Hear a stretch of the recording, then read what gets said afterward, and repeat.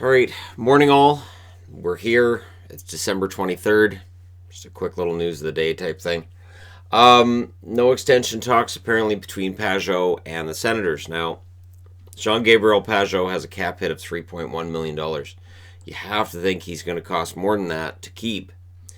And the fact there's not even some talks yet, we'll see how things go. Because again, once your season's over and you're mere weeks from free agency, I would think the pull of free agency is strong enough that you at least have to see what's out there prior to signing any kind of a contract.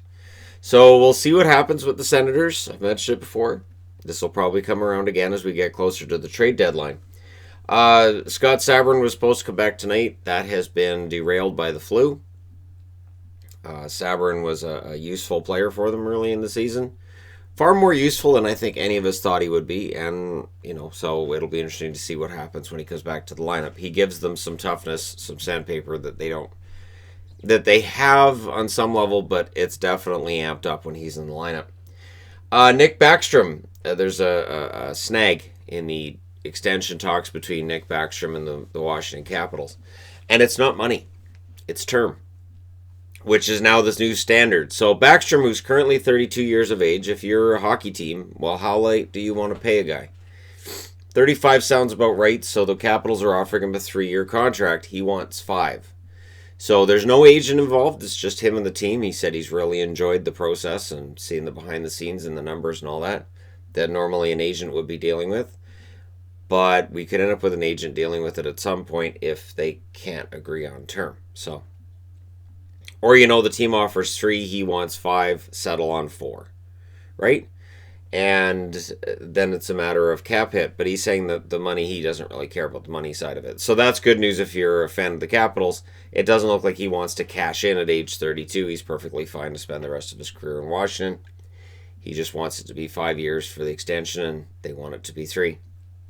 Your 3 stars of the week around the NHL. I said act surprised when Noel Acciari's first star, and he is. Your second star of the week is Roman Josi of the Nashville Predators. And then Jonas Korpisalo in Columbus is the third star of the week, and rightfully so, as the Columbus Blue Jackets have had a pretty decent week, and Korpisalo's been a major part of that. Anytime they win a game, it seems he's one of the 3 stars. Now, the World Junior Championship starts Boxing Day in Czech Republic. I've been seeing some comments and questions here and there. I don't have time to report on the World Junior Championships. Most of these games start at 8 o'clock in the morning. Some of them start at 10 o'clock in the morning, my time. Oh, no, there's some that start at 6 in the morning, my time.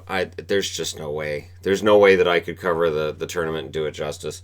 There are a lot of NHL prospects in this tournament, and it'll be interesting to see how they do. But in terms of World Junior Championship coverage, I don't want to spread myself too thin. And it does feel that way when I'm reporting on more than NHL news.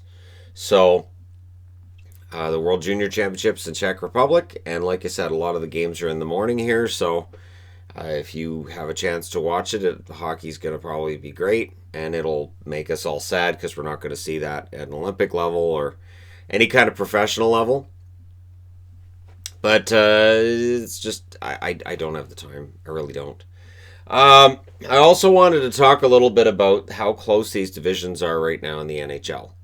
Because I think that shows the parity, and this is what the league wants. And it's stunning. The closest division, the tightest division, is definitely the Atlantic, where 4 points separate 2nd through 6th. 4 points. In the Metro, 4 points separate 2nd through 5th. So, and as I said in the preview, as great as Columbus and the Rangers have been at times, they're both 7 points out of the playoffs. So from 2nd through 5th, it's a dogfight in the Metro. In the Central, not as much. It's 2nd through 4th, and there's 3 points separating those 3 teams. So it's not as close, and I went with 4 points as the maximum that I was looking at as a point spread. Once you get into 6, once you get into 8 and further, it's not that easy to catch up. It can be done. It's not that easy. In the Pacific, you got 3 points separating 1st from 4th, including a 2-way tie for 1st. So it is pretty hectic right now. And as we go into the Christmas break starting tomorrow, I don't know that we have a better picture for where teams are going to finish. I think we have a better picture for who's going to miss the playoffs than what we had obviously before the season started. And there's some usual suspects in there. It looks like the Kings, the Devils, the Senators, the Red Wings. But there are some surprises in there as well, in the fact that the Tampa Bay Lightning are not currently in a playoff spot. But again, we'll take a look at that as we go into the break. So there you go.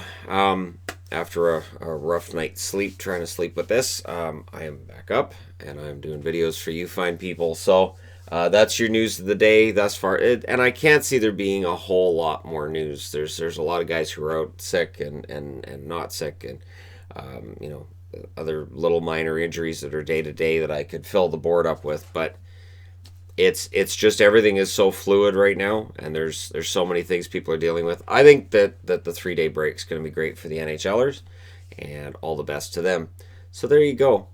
Thank you guys so much for watching. Don't forget to hit like and subscribe if you're browsing your way through. You just happen upon this video. And for anybody wondering about the jersey sweatshirt that I'm currently sporting here, I got this one from Ice Jerseys.